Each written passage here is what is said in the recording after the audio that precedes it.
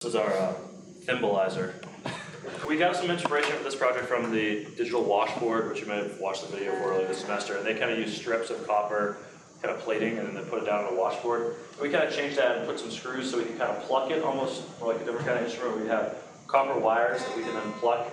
And the way that it works is that instead of just like a binary switch, we just have a voltage run through this wire and into the thimble. So when you make contact with the wire there, it finishes the circuit. So we have 12 contributing different notes, and then we have a foot pedal which contribute different patches that we play to. Then we have more controllers here, which we have two rotary potentiometers, which we actually replaced slide potentiometers, which were giving a lot of noise. We found those to work a lot better.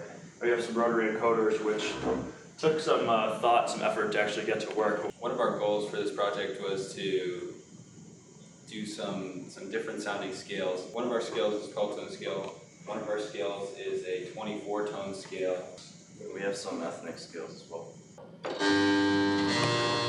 this is just a scale basically, and it was modeled that using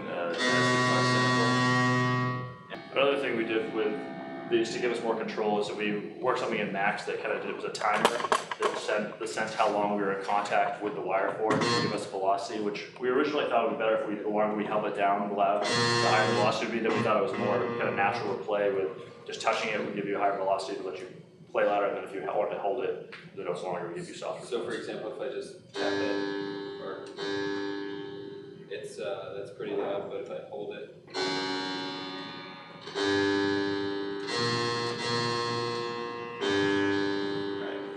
So when it sees a velocity of 127, it starts the timer, and when you let go, when it sees a velocity of 0, it stops the timer and scales that value.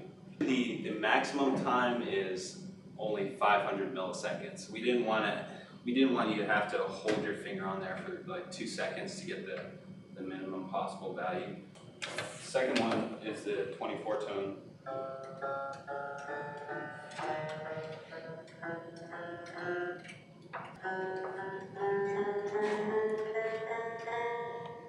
The third scale, the third patch is the Japanese scale.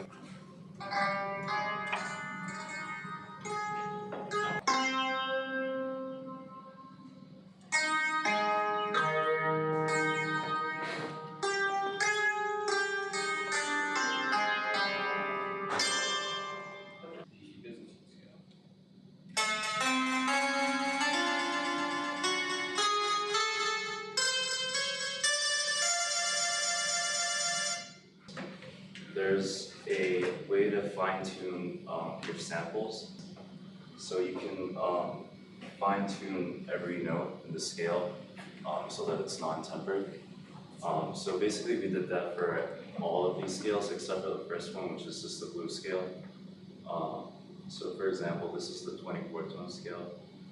If you look at the second note, it says plus 50.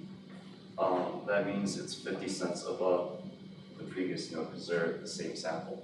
Basically, I had to do a little bit of research, and there were some resources that told us like what the intervals were, like in frequencies of like different scales, and we looked at the numbers and fine-tuned them those numbers.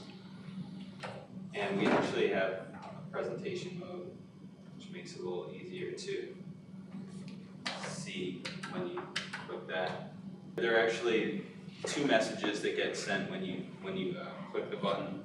The first is the MIDI channel for the sequencer, so there are 4 N and XTs, and the second is the MIDI channel for the effects.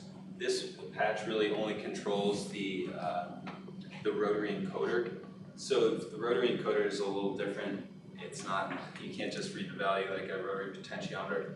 It sends basically node-ons between two different notes. So we had to make some kind of weird logic that would allow us to change the offset. We had to look at the pattern of how we changed it, what the pattern was, whether we're turning it left or the right, and associate different values with each pattern. So you couldn't just look at one turn either direction and really determine anything from it. they're basically four values. We're collecting the last note that we appeared, the last velocity, and the current note, current velocity, and we're encoding those as a sum, and then selecting based on the sum whether it's staying in one place or we're increasing the range or decreasing the range. It works pretty well. Sometimes the rotary encoder just doesn't follow the pattern that it should follow.